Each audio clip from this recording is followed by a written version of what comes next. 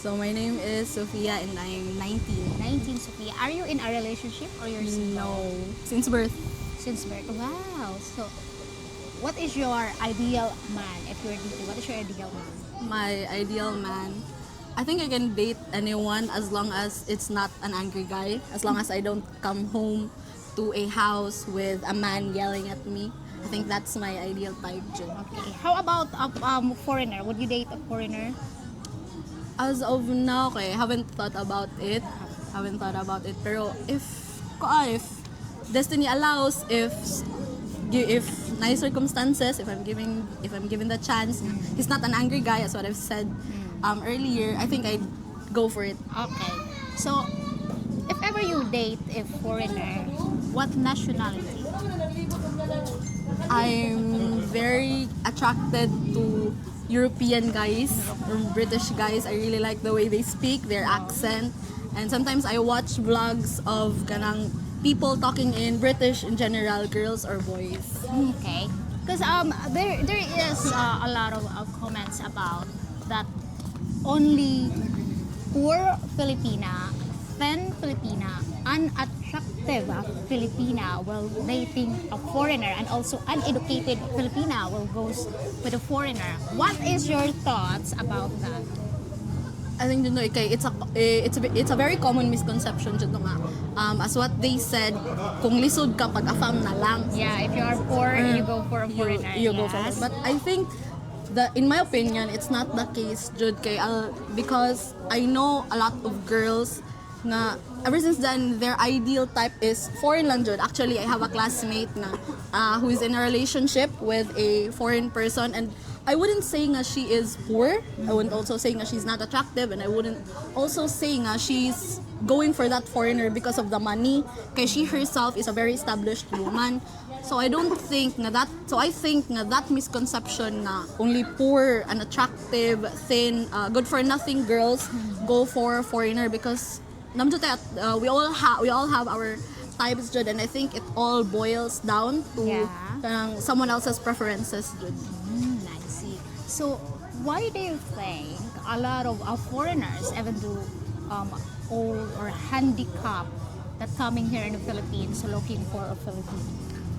I think the case is it's because Filipinas are very known to be hospitable, very known to be caring. So I think they really go for someone Filipina because of our established characters. You know, Filipinas are caring. Filipinas will take good care of you. Okay, it's the same case as becoming a nurse abroad. So as we have observed, there are a lot of foreign hospitals that looks for Filipinas, Jud, because of our characteristics, because of our known characteristics. So I think in some ways that's the case, Jud, with regards to old handicapped men looking for Filipinas to be in a relationship. I see. Would you date a handicapped man? As of now, no comment. Oh my God, I'm afraid I'm going to get cancelled. Okay. So, have you ever have a plan to work abroad as you are studying nursing? Yes, actually, in the first place, that's my goal to get out of the Philippines, because unfortunately, nurses are very underpaid here, and our future is very bright sa abroad. So, just comparing now, okay, as you see, there's a lot of Filipinas dating foreigners, okay? What is your thoughts about that? I think it's okay, because what I've said earlier, it all boils down to someone else's preferences. If you want to date a foreigner, then date a foreigner. If you want to date a Filipino, then date a Filipino. We don't have to listen to anyone else's opinions about who you should date or who you should not date, or why you should date this guy or why should you not date this guy. Okay? If you want to date someone, it's up to you. You don't have to listen to other people's opinions. Okay? In the first place, they don't pay for your house, they don't pay for your meals, so why should they have a say in your life? Oh, that's true. That's true. So, for example, okay, you want to work abroad, right? So, for example, you're dating a guy and you love this guy, but this foreigner guy want to settle down here in the Philippines. Would you give up your work abroad to be with him in the Philippines?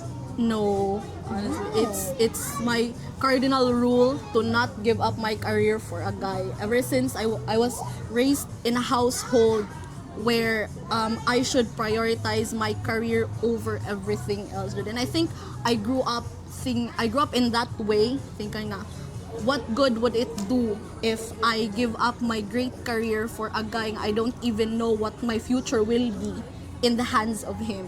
I don't really want to become dependent over someone else. Okay? I'm an independent woman. Wow. Okay. Do you think in this time, do you think Filipina are easy to get? This generation, Yes. I think honestly, from what I've observed from my peers lang, I can say nga Filipinas these days are not easy to get from my peers, from my observation from my peers lang, because kanang contrary to the common conception nga, if you want to court someone, just chat them and they'll say yes.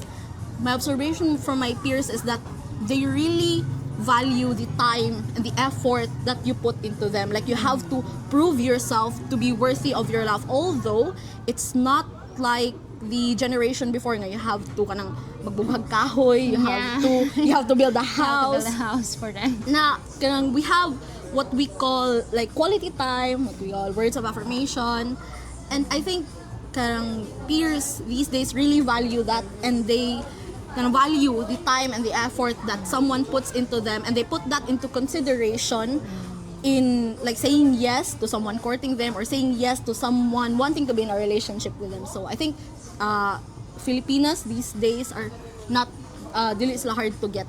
No, it's not hard to get. Okay, as you are very independent woman, okay, and for example, you're dating this guy and can provide everything for you, would you let him also support your family? I actually have thought about that, if I would let a guy support my family during one of the talks I had with my friends, and I also think no. I don't really want myself or my family to be dependent with someone else, because I want to be able to provide my family all the good things in life without the help of other people. Okay? I'm confident I can do it myself. Okay, so would you settle down a guy who is not capable, okay, to earn a big amount or to give you a good life? No, I won't settle for a guy who's not capable of like earning a lot of money. Kay even though I won't let a guy support me and my family, I think it's a very important factor on how they support themselves. So if they can't even earn a lot of money to keep themselves afloat, then what should I expect from a guy who can't even keep himself afloat? So may buhat niya na ako. What can he do to you? Oh, I see. So what would you choose? Happiness or money? I think money, because I'm a very firm believer that money does buy happiness. Though of course happiness comes from feelings like love and contentment. Growing up in a family where we just had enough, we don't have like extra, we don't have a lot of money, I think I value the money, Jud. I believe na the things that I buy make me happy. If I have the money, I can buy anything I want. So I think I'll choose money. Oh, I see. So what is your motto in life? Because you are very motivated. You sound very motivated. So what is your motto in life? My motto in life is don't stop till you die. Oh, wow. Don't stop till you die, because as long as you're alive, there is hope for everything, there is opportunity for everything, and the door is wide for you to enter whatever you want in life. So as long as you're alive, chase that dreams, book that trip, and buy those makeup and clothes. Just don't stop until you die. All right. Okay, what is your message to this guy who's stereotyping to a Filipino woman into a bad category of a stereotype? I think guys stereotyping Yeah, woman. stereotyping Filipinos like we are easy to get, we are just uneducated, that's why we're going to date the foreigners. What are your message to them?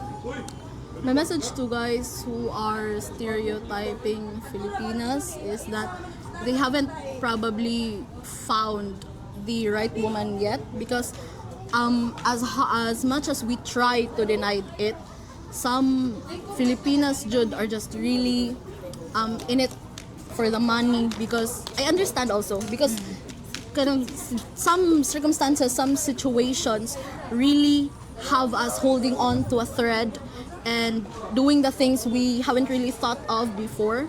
So I think to guys stereotyping Filipinas, we're easy to get, we're just in it for the money, I just want to tell them na not every Filipina is like that. A lot of Filipinas, actually majority of Filipinas, are substanced women, established women, well established, and are intelligent women. Maybe they are looking in the wrong place. Like maybe maybe they're just looking in the wrong place. Maybe they haven't really found the right woman for them yet. Wow, thank you so much for chatting to you. I'm so glad to chat to you. And guys, if you have any comments or questions, please comment down below, and I'll see you in my next video. Bye! Bye everyone!